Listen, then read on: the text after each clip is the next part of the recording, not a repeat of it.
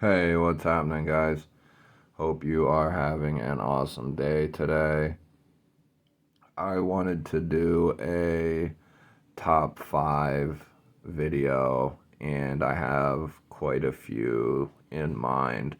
The first one that I wanted to do was a top 5 sliciest knives that I own and that I've used.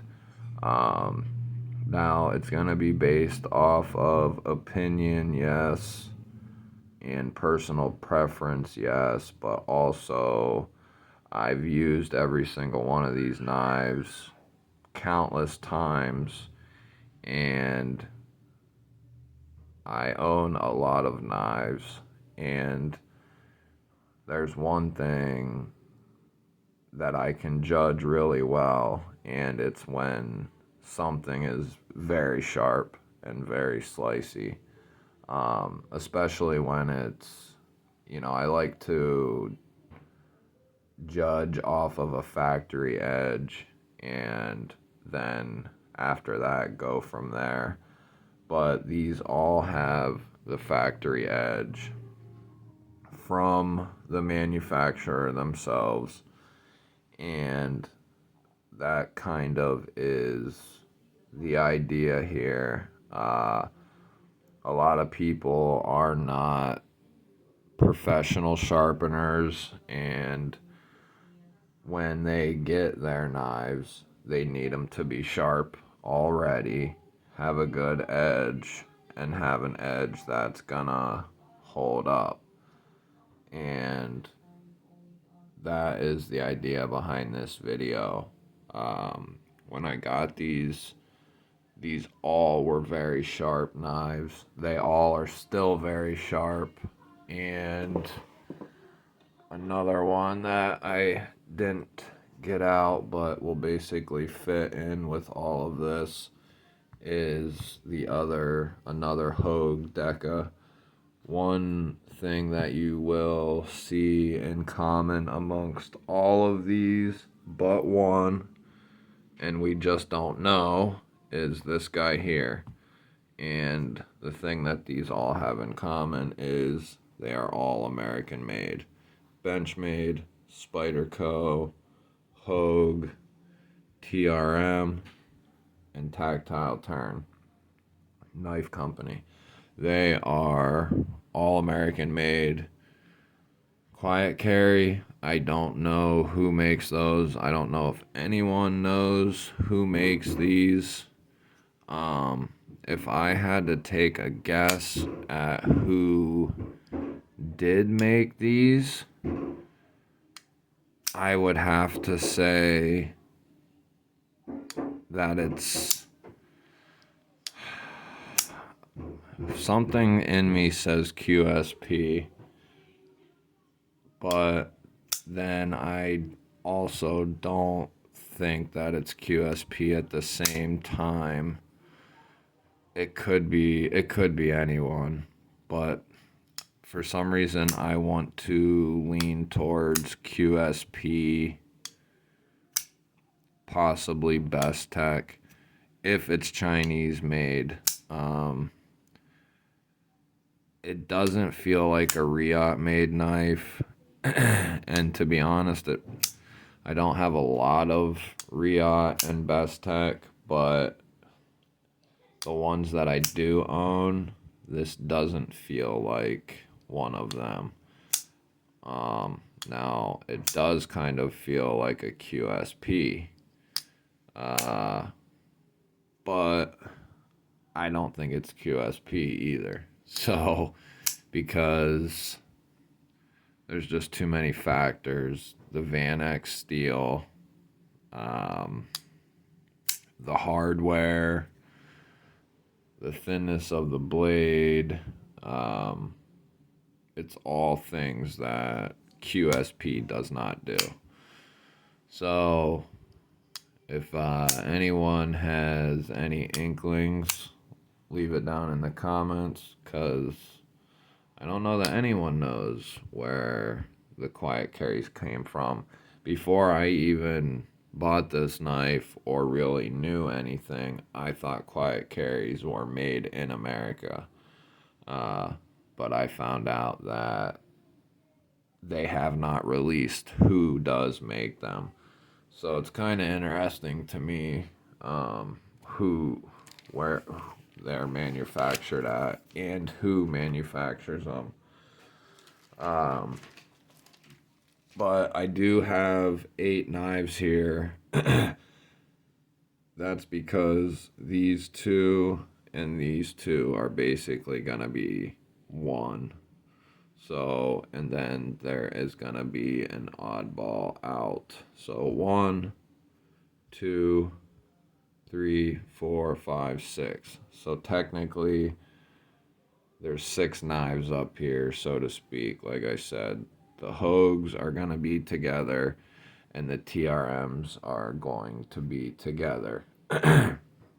One thing that all of these knives have in common is they have a very thin stock, and then they come down very fine on their edge. It's got good geometry, and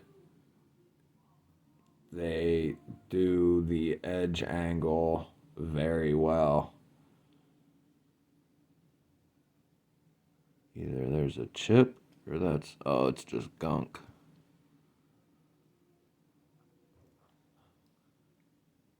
Sorry, I'm getting distracted.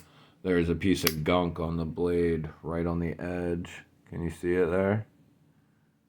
It almost looks like a chip, but you know what? It is a damn chip. No way.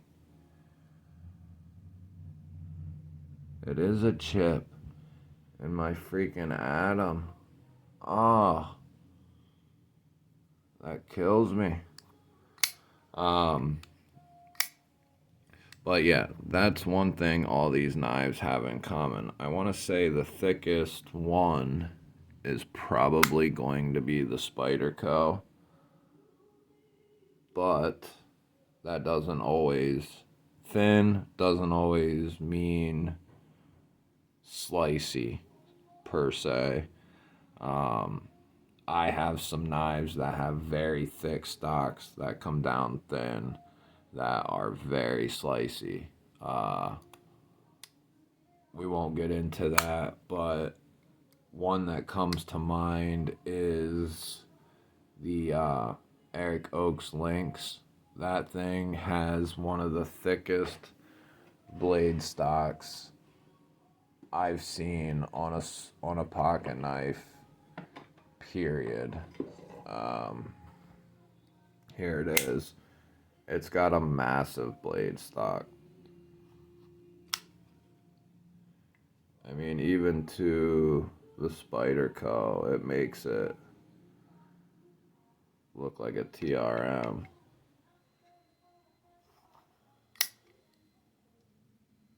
And then there you can kind of see how thin TRMs really are and how thick that Riot OEMs these, and they're done very well, and they're done in RWL. I have a video on this knife, so if you want to check it out, go ahead.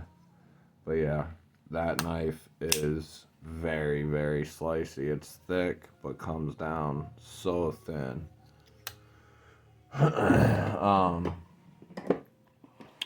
So basically the idea was going to be that one of these have to get knocked out. So we'll go down through them quick. This is the benchmade Bugout with carbon fiber and S90V blade steel. Sorry about the lighting, guys. It's the best I got until I can get some stuff figured out. Very thin. This came pretty sharp from Benchmade. I have to be fairly honest though.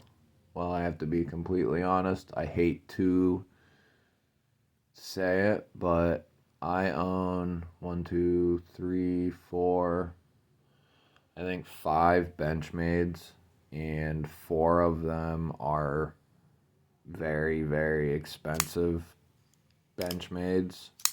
One of them is the base Griptilian, and I would have to say the Adamas, the Super Freak, the 940 Osborne, and S90V, they did not come like you would have hoped they would. They came not flat.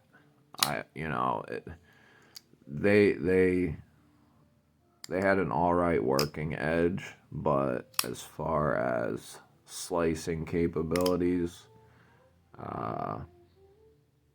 they didn't do so well. So it was kind of disappointing. Here we have a Crewwear Para 3 with the flat, smooth G10 scales, and I'm working on getting a pocket clip for this one. This will be one of the last ones I get a pocket clip for, probably. But I love this knife, and Spyderco does their Crewwear. They do pretty much all their steels phenomenally. Their Maximit's awesome. Their M390's awesome. Their 20 CV's awesome. Their M4 is awesome. Their Crewwear is awesome. I have a BD1N. I have a couple M390s. I have a couple S30Vs. They do that very well. And then I have another M390. So I have quite a variety of the Spyderco steels, and they all do very well. Then next up is the Hogue Deka. This one is in 20 CV. It's a Wharncliffe, and this is the new drop point Magna Cut Deka with the gold flake carbon fiber. See it there. They did a phenomenal job on this knife. And next up, we already talked about the Quiet Carry Drift in Vanex with the knurled titanium scales. They did a phenomenal job on these. I never handled one. I never used one. And I got this one, and the next day I took it to work, and I did a lot of cutting with it, and it kept performing, and it felt so easy to do a lot of the tasks I was doing with this seatbelt strap, different kinds of plastic strap, single and double layered cardboard, tapes, strings, different kinds of ropes. I mean, you name it, we cut it, and this thing did a phenomenal job. Next up is the TRM Newtron 2, and we already talked about it. The TRM Atom with the coated blade, and then I threw the titanium scales, titanium clip. This is their checkered carbon fiber with a deep carry titanium clip. I forget which carbon fiber they call that. What is that? I forget. But it's amazing. TRM does an awesome job. Look at the light reflect off there. I was going to get titanium scales for this after I got some for this, but I ultimately decided to just keep the carbon fiber to keep it nice and light. And Keep it nice and light and slicey. So that's perfect for a little lightweight carry. Can't be much heavier than the Bugout is. A half ounce maybe, or something like that. Not much, but you get a lot of bang for your buck out of the Newtron too.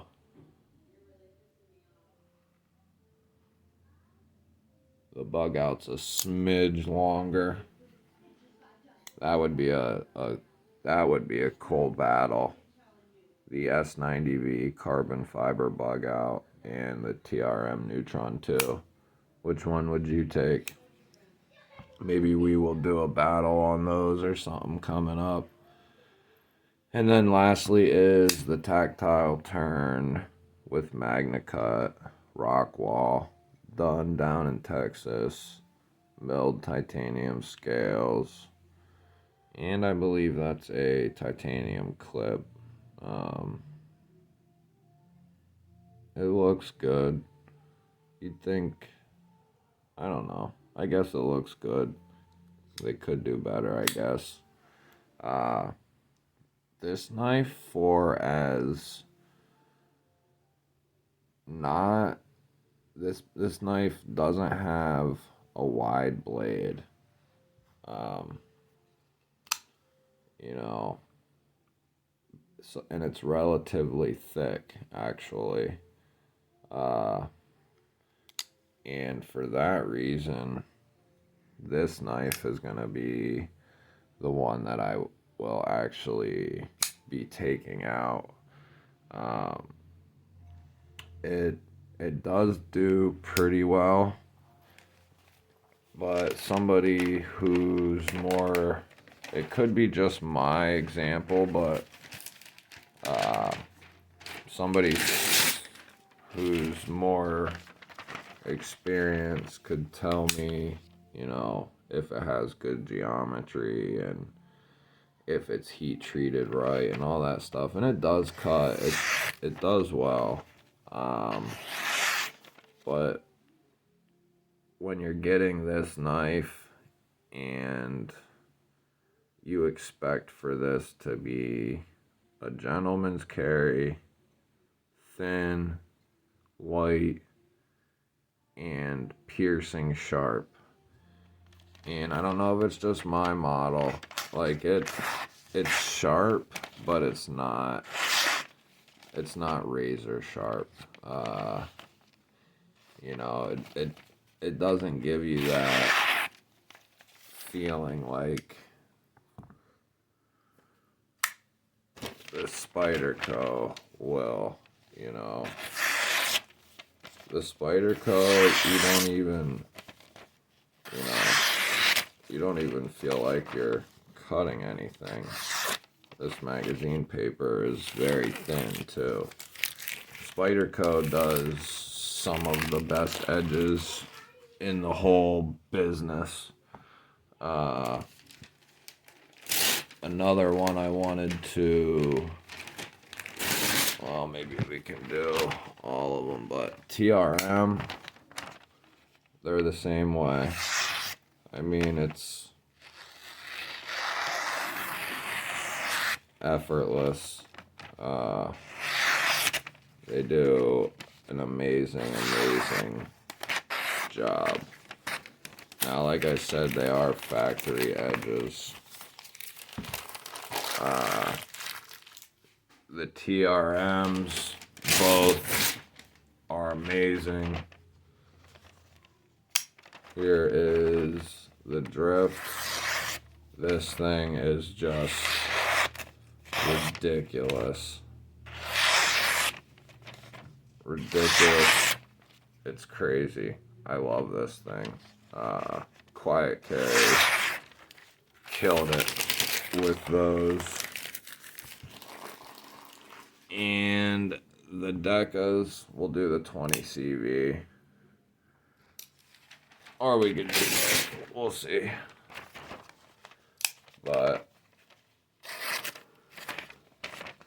now this one has seen, this Deka has seen quite a bit of work. But that was my fault. This Deka has been through some work, and it's still just, it's as slicey as it ever was. Hogue and Spyderco, as far as major production companies, and I wouldn't even consider Hogue major, really. They're starting to get there. But they have the best edges. They have the best edges on a higher percentage of their knives, you know, so they do a better edge 9 times out of 10 than anyone else. And in my experience, I have quite a few Hogues and I have a bunch of Spydercos, and as I look at them now, the cheapest one I have is a Manix 2 and BD1N, and that thing is a freaking laser beam too, and that one could be sitting here just as easily.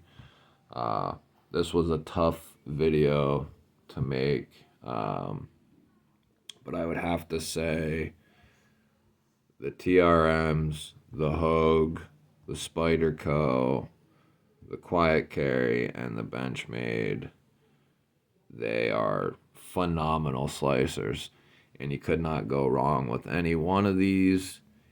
And if you ask me which one, if you didn't have any of them, which one would I tell you to get, I would probably tell you to go get this one first.